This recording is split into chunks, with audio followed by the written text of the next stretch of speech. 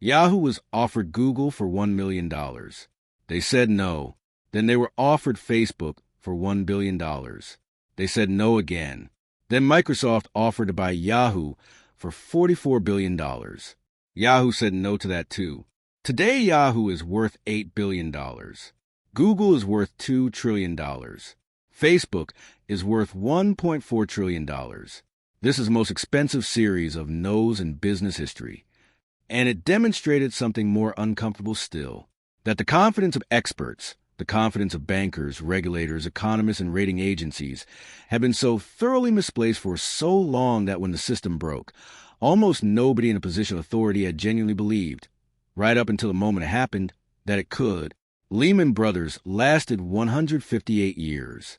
It took 72 hours to bring the world to its knees. How one bank's collapse stopped the world economy. On the morning of September 15, 2008, a Monday, the fourth largest investment bank in the United States walked into a federal courthouse in Manhattan and filed for bankruptcy protection. The filing was 2,909 pages long. The debts listed totaled $619 billion, the largest bankruptcy in the entire history of human civilization. The bank's name was Lehman Brothers. It was 158 years old. It had survived the American Civil War, 2 world wars, the Great Depression, the dot-com crash, and a dozen financial crises in between. It did not survive the morning of September 15, 2008. Within 24 hours of that filing, global stock markets began falling simultaneously across every time zone. Within 1 week, credit markets worldwide had frozen so completely that businesses could not borrow money to meet their payrolls. Within 1 month, governments on 6 continents were announcing emergency bailout packages, interest rate cuts, and economic stimulus programs of a scale never attempted in modern history. Within 1 year, 28 million people globally had lost their jobs.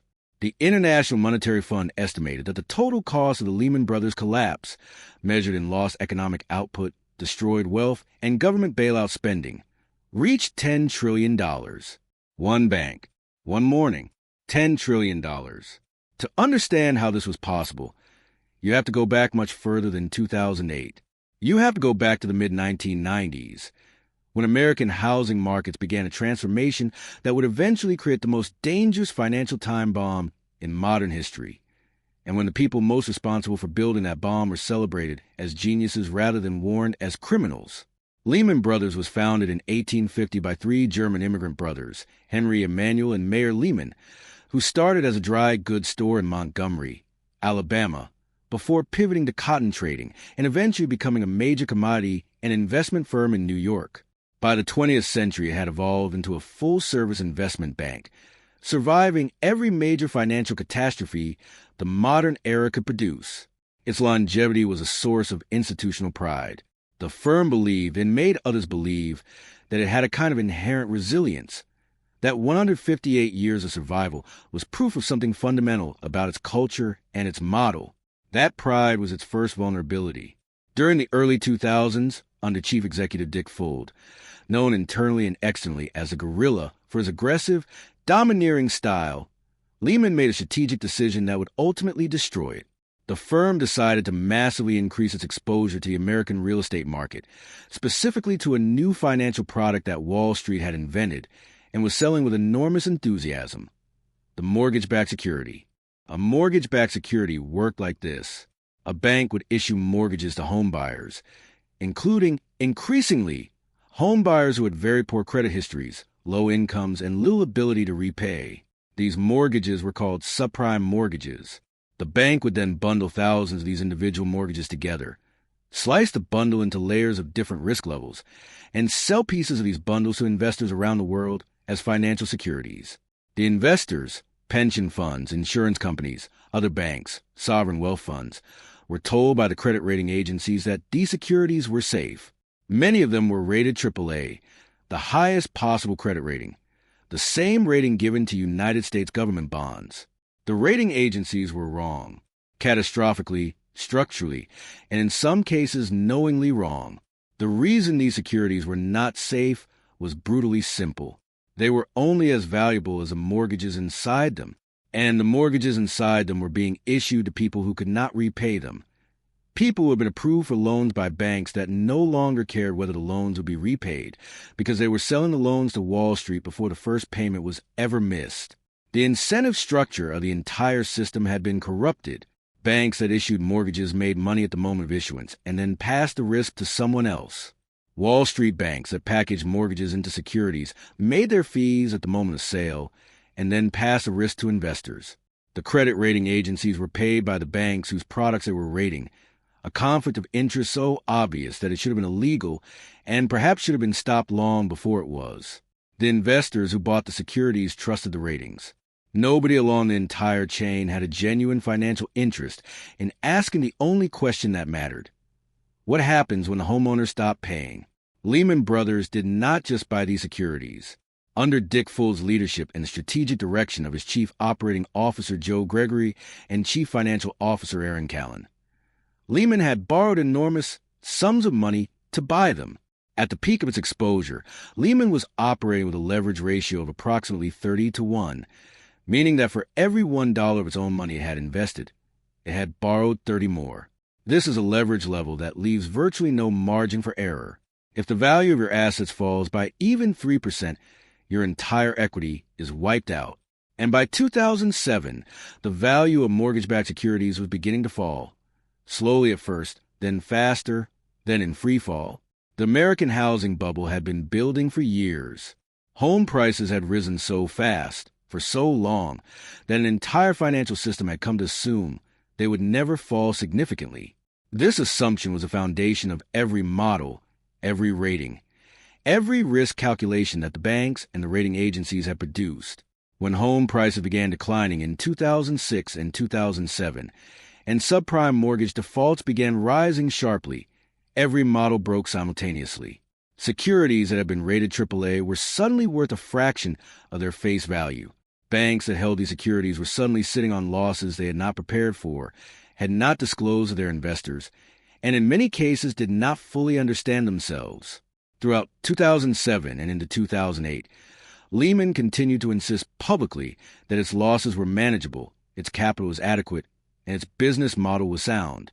Dick Full, in particular, projected absolute confidence in public, the same confidence that had made him a celebrated figure on Wall Street for 2 decades. Behind the scenes, the reality was very different. The firm's real estate losses were accelerating. Its access to short-term funding, the overnight loans that investment banks relied on to finance their daily operations, was becoming increasingly expensive and difficult as counterparties grew nervous about Lehman's health. And Full's response to every warning, from inside the firm and outside it, was consistent.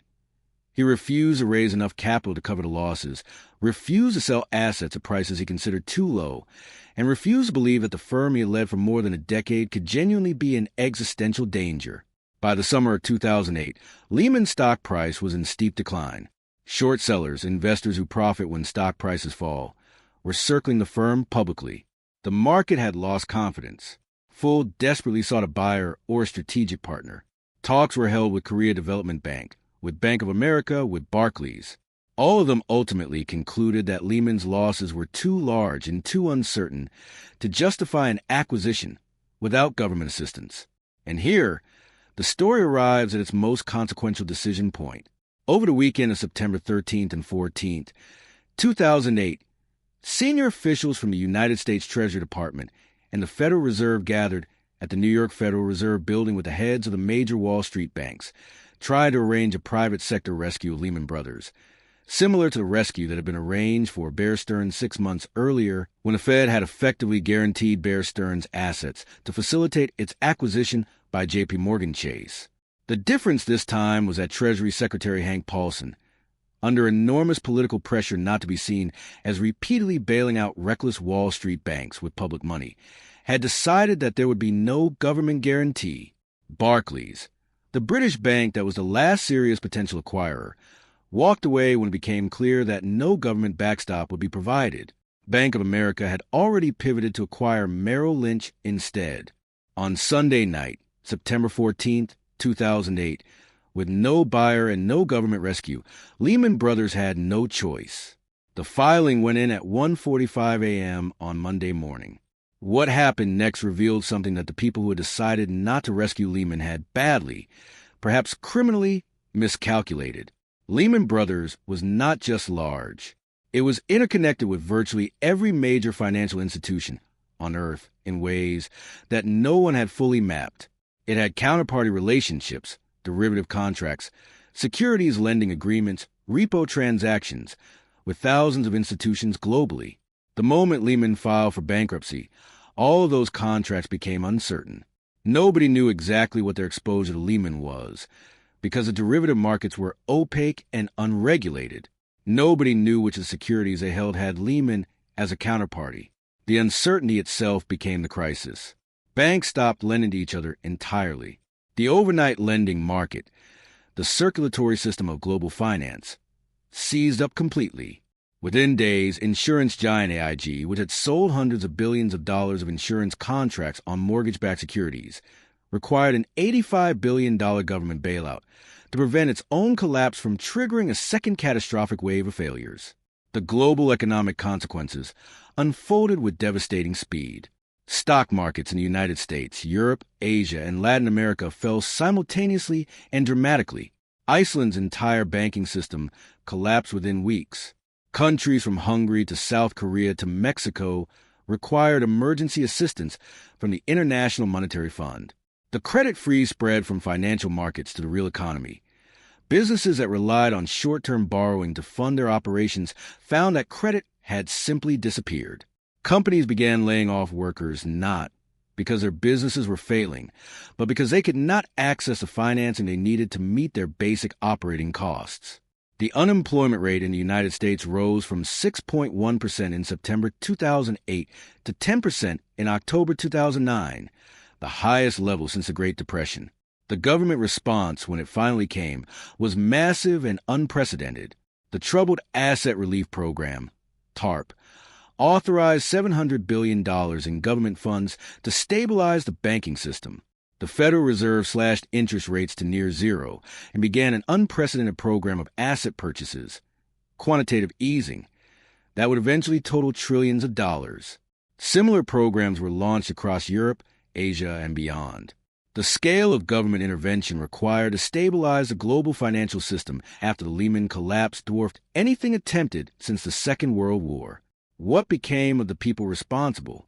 Dick Fuld left Lehman with approximately $500 million in compensation collected over his years at the firm's helm. He was never criminally charged. No senior Lehman executive was ever sent to prison for the firm's collapse. One mid-level trader at a different firm, Kareem Sarajeldin of Credit Suisse, became the only Wall Street executive to serve prison time for conduct related to the 2008 financial crisis, receiving a 30-month sentence for mismarking bond prices. The architect of the mortgage securities market, the credit rating agencies that misrated them, the executives who leveraged their firms to breaking point, and the regulators who failed to see it coming, none faced criminal accountability commensurate with the scale of harm caused. The 2008 financial crisis produced the Dodd-Frank Wall Street Reform and Consumer Protection Act, the most significant overhaul of American financial regulation since the 1930s. It established the Consumer Financial Protection Bureau, imposed new capital requirements on banks, created mechanisms for the orderly resolution of failing financial institutions, and attempted to bring greater transparency and regulation to the derivatives markets that had spread Lehman's failure globally. Whether these reforms were sufficient remains a subject of genuine debate among economists and financial regulators. What is not subject to debate is what the Lehman Brothers collapse demonstrated about the nature of modern financial systems.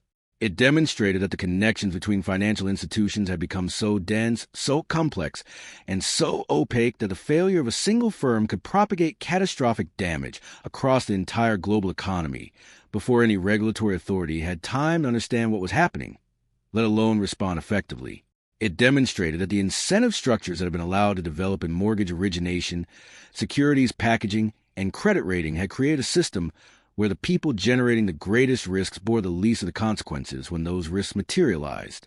And it demonstrated something more uncomfortable still, that the confidence of experts, The confidence of bankers, regulators, economists, and rating agencies had been so thoroughly misplaced for so long that when the system broke, almost nobody in a position of authority had genuinely believed, right up until the moment it happened, that it could. Lehman Brothers lasted 158 years. It took 72 hours to bring the world to its knees.